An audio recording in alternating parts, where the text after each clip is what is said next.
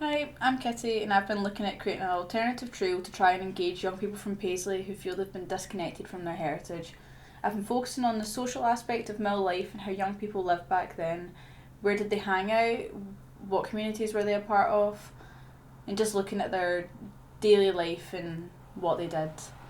This episode features interviews with Clarke from the Threadmill Museum in conversation with us and local musician Pauline Vallance, and some snippets of the Paisley Punk Talk organised by Paisley Heritage. We wanted to think of an alternative way to engage young folk with mill history in a similar way to Paisley's punk youth from the 70s leading forward. But nowadays, instead of forgetting or destroying the past, we want to understand heritage in a new way that feels relevant to the younger generation. After talking to Clarke, he'd spoke loads about all the different kind of societies and clubs that the mills set up for people in Paisley. So I did make a wee list. There was like the Ferguson Bowling Club, then there was also the Anchor Mill Bowling Club as well. One of them was men only, and I'm sure it was the Anchor Mill one actually allowed women to be part of it too. There was a woman that had worked in another mill and was told that she could actually join the Anchor Mill Bowling Club without actually working in the mill. So it wasn't set up just for mill workers, it was kind of for the whole community. Mm-hmm. Both mills had choirs, pipe bands, brass bands, photography club, car club, Girl Guides, Boy Scouts, football clubs, hockey teams, cricket teams, bowling clubs, tennis teams, tennis courts and teams, badminton clubs, swimming clubs, keep fit classes, drama groups, sewing classes, and a literary association. I mean, when you think of what was going on, it was amazing. It's a social side that people had in Paisley. There was football clubs, hockey clubs, a brass band, orchestra, fitness classes. There was scouts, guides, who actually had like paid leaders and that for it as well. There was concerts organised to raise money for the RAH and to raise money for the Burn statue in the Fountain Gardens. Well, the Fountain Gardens used to belong to a recluse, and he fell in hard times. He made some bad judgments in his life, but he would not let anybody in. It was only by request for him. But when the Coates family bought it, they gifted it to Paisley and left money for the upkeep of the Fountain Gardens. They'd set up flats for people that had moved down to become part of the mills. They'd set up a tuberculosis hospital in the Braes as well, so they did a lot for the community and brought a lot of people together to have a bigger social life essentially. So while talking to Clarke the last time, he'd said about the Bull Inn, how it's popular with the Weavers, but it's the oldest pub in Paisley, and I think it's been popular with workers for a long time. He was saying that if you'd finished work and you'd went into the Bull, you get told you're getting one with your uniform on and then you're going home, having dinner, and then you can come back for more. So I think it's still a very popular pub. It's got a good atmosphere, and since it was the oldest pub in Paisley, it is the oldest pub in Paisley. It'll have a lot of rich history of the people that have walked through its doors. Can I just add on? The Bull Inn, my favourite pub ever. The Bull Inn has all of the stories about the witches and stuff as well. They've got plaques up on the wall with stories about the heritage as well. Read quite a few of the Mill Girl books. There was the Mill Memory books as well, and obviously it was a lot of women that had worked in the mills, and in at least 10 of the stories they'd said about how the girls' toilets were the centre of the mill girls' social lives. They would go in and get a quick gossip, have their hair and nails done. There was one of the girls had said she was always getting caught out in the toilet for not doing work, and there was one time one of the Corks had caught her and she came out the toilet with rollers in her hair, and she obviously got told off for that. But I think there was a camaraderie amongst them that they really enjoyed. Do you know Tracy Patrick? Do you know Tracy Patrick? No. She's a Paisley writer, and she wrote a novel, which of course I can't remember at the moment what it is, but it's basically about women that worked in the mill. But before that, her and a group of other female poets had a kind of show called The Mill Girls. This was a few years ago, and they'd written poems about women that worked in the mills, and quite, you could just imagine them all with their kind of trench coats, coming out and lighting up the fag as they come out the gates, and all that kind of stuff, and getting together, what we're doing tonight, ladies, and all that kind of stuff. So yeah, I got that impression. It's when you hear the stories when they come in, they talk about a Friday afternoon, where they go into the ladies' toilet, and they would use a potato to pierce their ears, And they would take parts of machinery to curl their hair, Oh, and you know, brilliant. and you know, there's all these stories that you know. Big Kenny, he used to stand at the bar and he mucked up and he say, "You want your nose or your mouth pierced, pal?" You went, "What? You want pal?" "Oh, you're right. Well, here's it's a pound." So you give him a pound, and then he just go up the ice bucket, right, chewing that. You're like, "What?" He's just chewing it.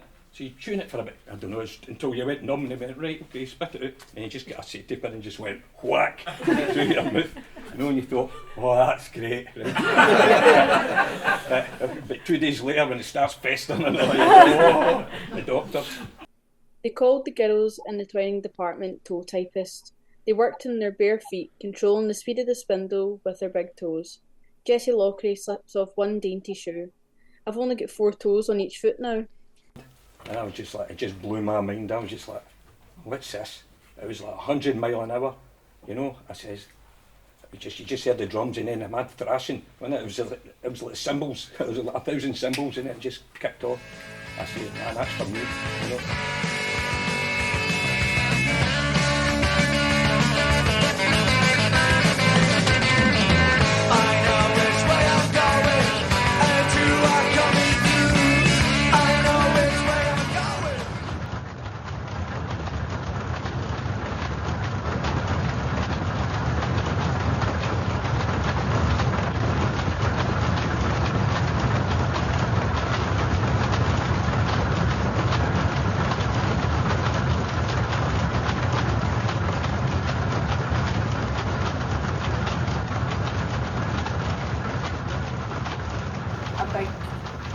Girly community within the mills.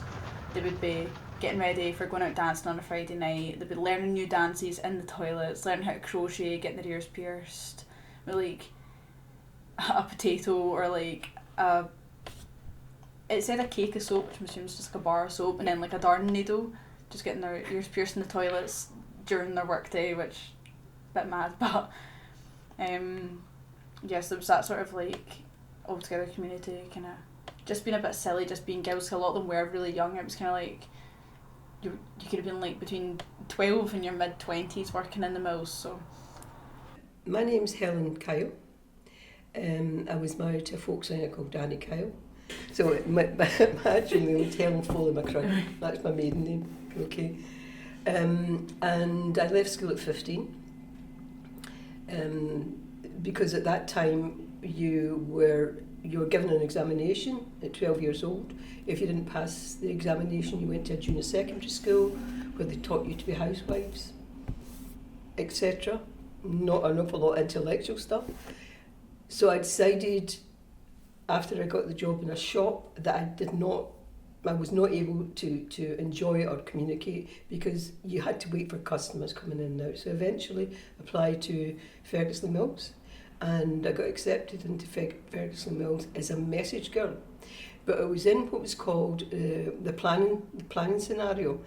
And that's where all the machines were, where every single thing that happened within that factory got tested to see whether or not the process that was going on was meeting the standards. Okay, but the key thing for me was that I was allowed, because I'm taking mail to every single process within the building, and I saw every single thing that happened in making from a raw cotton that came in from American India to a small bobbin of thread.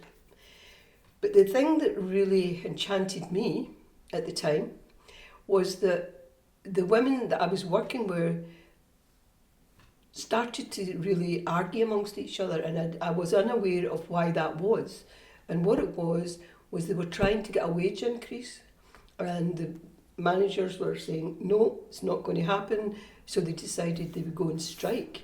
I didn't even know what a strike was. Who does it at 16? So anyway, they all went on strike, and they were all outside the gates, and every morning at a certain time.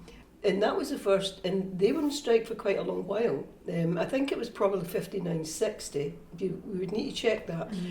However, that was the first time I had any political access to what a strike was. and what the outcome was. And I actually found it fascinating. And all of the women that come into the Mill Museum and see us, they say it was never the best paying job, it was never the cleanest job, it was hard, but the camaraderie amongst each other, that it was, you know, it was like no other. And you've got to remember, when the mills closed in 1993, these women, when they left, that their skills weren't transferable. They couldn't go and do another job. They left and they went to work in shops and do cleaning work and do, things like that, But it was employment when there was no employment. And it gave women, it was the biggest employer of women. Women outnumbered men by 8 to 1 in the mills. That was the ratio. That was the ratio. Men did the jobs like tenters, that's maintenance, fire service, bobbins, dyeing. That was the jobs that the men did. The women did the rest. And during the 2 world wars, the women kept the mills running, and they made a tremendous job of keeping it going. Tremendous. Under Thatcherism, so rotten hell, began to face significant economic decline. With the closure of the factories, the loss of jobs and unemployment led to the widespread disillusionment among the youth, who felt pretty much trapped in a bleak future with limited opportunities and not a lot of prospects. The high unemployment rates fueled frustration and anger and bred a fertile ground for the rebellious ethos of punk, which advocated for the anti-establishment sentiments that we had. So, you have to remember, at that time, the political landscape in the UK during the 70s was marked by strikes, inflation, failure of traditional political institutions to address the needs of the youth. There was a lot of growing discontent with the establishment, which punk bands often criticised in their lyrics and public personas. But all those social clubs, I guess, when the mill... But that's why I thought the Paisley Punk Talk was interesting, because I think those were young people that just had nothing at that point, and their parents are probably were losing all their jobs, so that's where the punk movement grew out of, and it was so strong in Paisley. I think that's probably why. I think a lot of the clubs in society, because what it reminds me of is how you go to union, you get all the different societies you can become part of. That's what it reminds me of. But then my college doesn't even have that, and it's huge. There's so many different courses that you can do: makeup, science, physio. The college has a gym on site, but there's no actual... When I was at college, they didn't have anything club wise. It was just kind of left to you to meet people and do it out with the college. And if you didn't, tough luck. We all watched this documentary, the very interesting documentary called The Town That Thread Built. So, the women worked really hard. That was kind of, it was hard work, but what you learned about that is at the time a lot of women got independence from working. A lot of them were talking about when your life's when the mill's shut, you think your life's over. Some people were saying, or a guy said people felt demoralised, and it's hard to argue. There's a lot of truth to that. I think ever since the mills have closed, it's definitely had a big effect on Paisley. Someone said earlier that at once Paisley was pretty much the second wealthiest town in UK after London, given the sort of influence the mills had on the globe. And hearing their stories was very heartbreaking, because you could tell how much it not just impacted them, but everyone, not just the workers. It was the local economy as well. Yeah, it's especially I want to say it was the area that sort of got hit the most was it Fergusley, yeah. And they're talking about how that was the most deprived area in the UK, and that's kind of the lasting impacts of the closing of the mill there. Set up, plug in, boom, and it was great, wasn't it? Because you see them, all the parents and all the kids were out playing, while we were playing. It was great. See Fergusley Park, see the community. It was so strong. I just always remembered, it always had this name for itself for you, didn't it? You know what I mean? It was classed once as the most deprived place in Europe. That's bonkers. But it was. But I'll tell you what, see the people that were there, they stuck to each other like that, and it was great. I loved it, absolutely loved it. I loved my time back then, I'd love to do it all again, but... I would say that maybe the whole attitude of the mills, how it was bringing people together and setting up so much for people kind of is almost punk in itself, especially with how the government's going now. It's like, we're not going to provide you anything, do it yourself. Whereas I think for the time that was happening, it's also... Well, it's bringing people together. Well, they were piercing each other's ears in the toilet, so it seems a bit rogue. One more Lassies, we are the Lassies that are working in the mud.